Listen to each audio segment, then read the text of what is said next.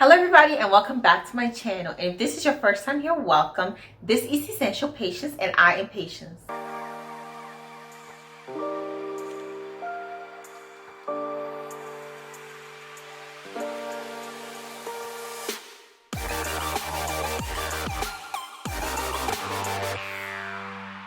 In today's video, I'll be talking about money habits to live by. These are money habits I already live by and I just want to share them. So let me know in the comment section, what are some money habits you live by? I'll be sharing 10 of mine. I think that these are some really good ones that have helped me to be more self-aware, more financially aware, and strive towards a better financial future and towards financial freedom. Getting right into number one is that every dollar has a purpose. A lot of time when we think of a dollar, it's such a minuscule amount to most people. But when you think about it relative to your time and how long it takes you to earn a dollar, it starts to make more sense. Even more is when you do the addition that each dollar adds up, and 100 $1 bills equals $100.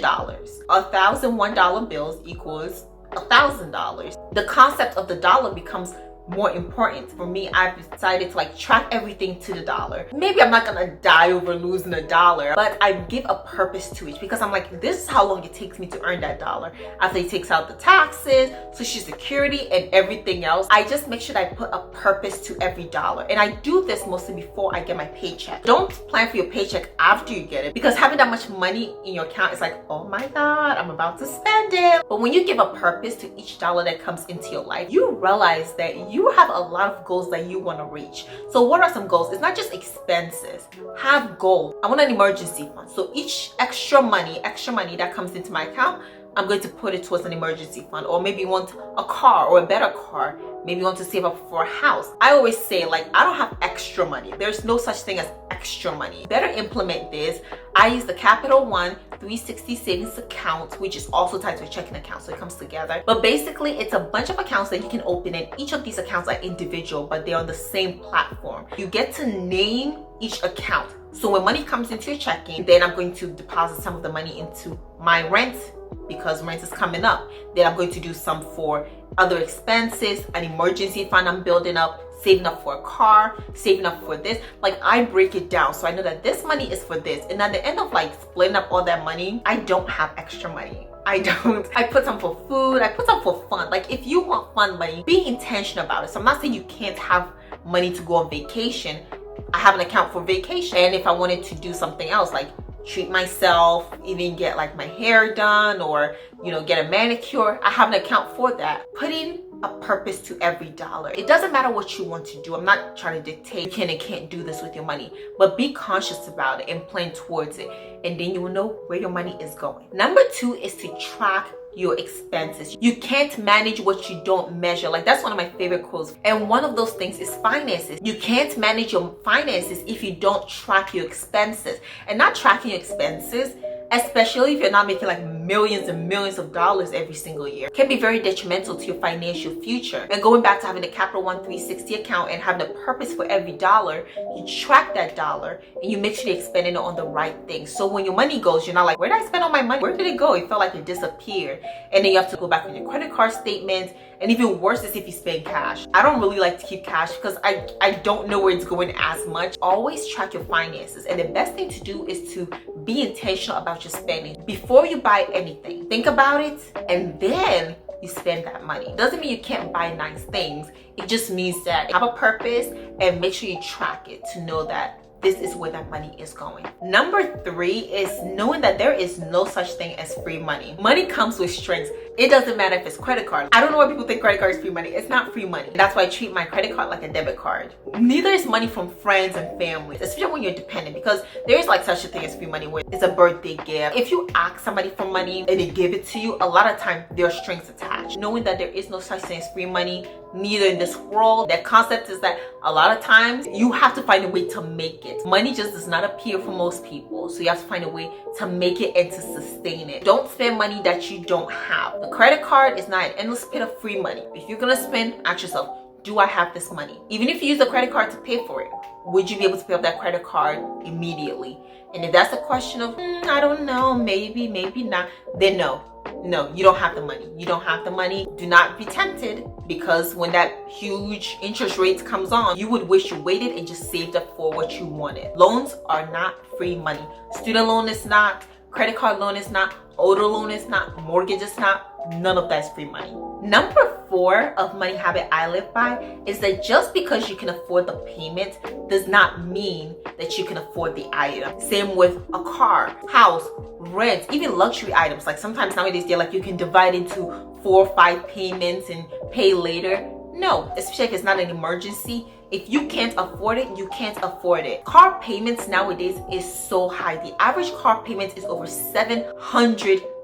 People are buying cars that are sometimes half of their annual income. It's very questionable. I think especially in this economy where cars are very expensive, especially used cars are what used to be new car prices. But if you're making, say, $50,000 a year and you buy a $30,000 car, you can't afford that car. And because a car is technically not really an asset, or at least not most cars, there are very few cars that are considered maybe an asset, but normally it's considered a liability. This has become an even bigger deal for me recently because I am looking to buy a car. So I'm very aware of the car market and how different it is compared to historically what it has been. There is no way I'm gonna buy a car that's like half of my annual income. I am getting to the mindset of ownership, so I'm not trying to pay for a car for the next 5-6 years. And maybe even if I have to do some financing, I want to pay for it as quickly as possible. So just think about different things in your life, whether it's an asset or a liability.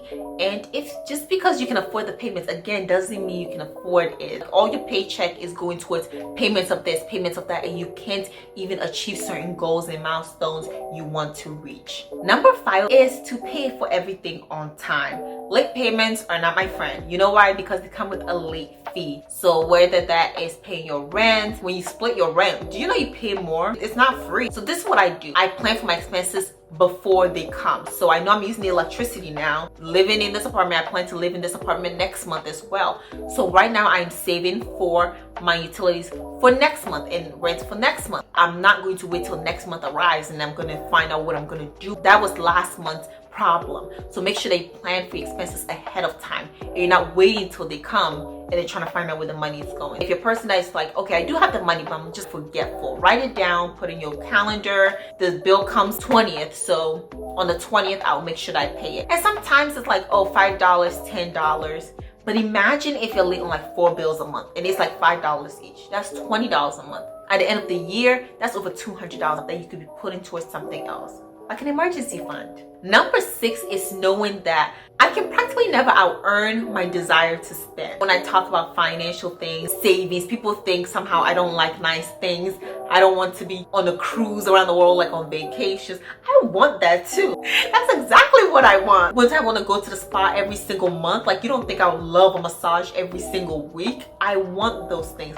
The problem is that I don't have the income to sustain that lifestyle. If you have a spending problem, or if you are a person who impulsively buys things, it's gonna be very hard to out-earn it. So seek to solve that problem. And for me, evaluate myself and like getting to know myself. Why do I want certain things? So if I wanted a Chanel bag, why do you want it? Do I have a good reason? Do I just want it for status, or do I just really want it? And if so, maybe I don't have to get it now. Maybe it's something I can save towards. Just because you like nice things doesn't mean you can't experience nice things because you're financially aware. You can. You just want to be more intentional about it and plan towards it. But if you have a spending problem and you're impulsive and always shopping, no amount of money you make can stop it. Because the more richer you get, even if you make $1 million, you don't think there are things that like cost $1 million. You don't think there are like a million things in this world to buy. Even if you make $1 billion, you might want a yacht, a car, a plane. There's so many things to buy in this world. Fix your issues, get to know yourself, understand yourself, and solve the root of your spending problem, because making more is not always the solution, because you'll always find more things to buy. If it wasn't so, there wouldn't be so many rich people going broke, millionaires and billionaires. Number 7 is not paying the minimum on debt if you can afford to pay more. So here's an example: student loan debt. There are a lot of people who are just paying the income-based payments, but their interest is really growing. Why are you paying the minimum? Especially if you can afford more. This can do with mortgage, this can do with student loan debt, auto loan debt, credit card debt, personal loan debt. Paying the minimum on your credit card is not gonna solve the issue. You're practically never gonna get done if you're only paying the minimum. The interest keeps increasing, the debt keeps growing bigger, and you just stay paying the minimum. Of course, with a car loan, if you're paying the monthly payments, there is an end date. Same with a mortgage, but different types of other debt, that's not the case. Put more towards the debt and clear it. And when you clear the debt before time, then you have even more money freed up to do things such as more savings, investments, maybe a down payment on a house, whichever it is. Free up your income. That's one of the most important resources you have, is your income. So pay more, free up your future income, and then put it towards other future goals. So I want to add one more thing to that, which is that basically the future is not guaranteed. Number 8 is a mindset that I think is very important. If you have a lot of free money, you don't have enough goals. I said it. You don't have enough goals. For most people, you just don't have that much money. If you have enough spending money to go out and buy a whole bunch of things, you're missing out on goals. Where's your goal of getting a car? Do you have an emergency fund? Do you want to own a house someday? Do you have retirement, a 401k, a Roth IRA, an HSA? Are you maxing those out? If no, that's some way to put your money. Do you have other tax advantage accounts and other non-tax advantage accounts? There's so many things your money could be going towards that if you just seem to have like a ton of money, hard to find something to do with it. Maybe you want to explore like, what are my goals? What do I want to do in the future? And what can I be putting this money towards? So if you seem to have a lot of free money, reevaluate your goals. You may need some more goals, not just the next year, the next 2 years, but where do you see yourself in the next 10 years, 20 years, 30 years, and even at retirement age? As scary as it is to think about, hopefully retirement comes and you want to start saving up for it right now. So number 9 is not borrowing money from people that I know. Like, people are not a bank. I've never been comfortable ever asking people for money, not like giving my own parents. It's a very awkward process. So I definitely don't ask like friends and like, no. Just going in there, it's like being organized with my finances so that I don't have to borrow money from family and friends, because it really does something to the relationship that it's kind of awkward. For me, it's the principle of being self-sufficient and always making sure that I have enough for the future. And I think a lot of times if you're being more organized in your finances, you don't have to ask people for money. And it's just something that it does to the relationship too, that I just don't feel comfortable with borrowing money from people. And I think that's a financial mindset that, you know, live like if you fail, nobody is going to help you. And it changes, it does something to you where you try to just be more self-sufficient, and even when you're going through a difficult time, you persevere through it. Which leads to number 10, which is not lending money to people. Just as I don't see them as the bank, they shouldn't see me as one either. This is a big one. I think most people have either lent money or borrowed money. I don't borrow money and I don't lend money. It's over. It's over for me. It's done. I think I learned my first lesson of like not lending money like in middle school, but I'm in a stage in my life where if I don't have money to give, I'm not giving it. So when I give money, I'm giving it with the expectation of not getting it back. So if I give money and they pay me back, great. Like, that's your integrity, you know, you're sticking to your word, great.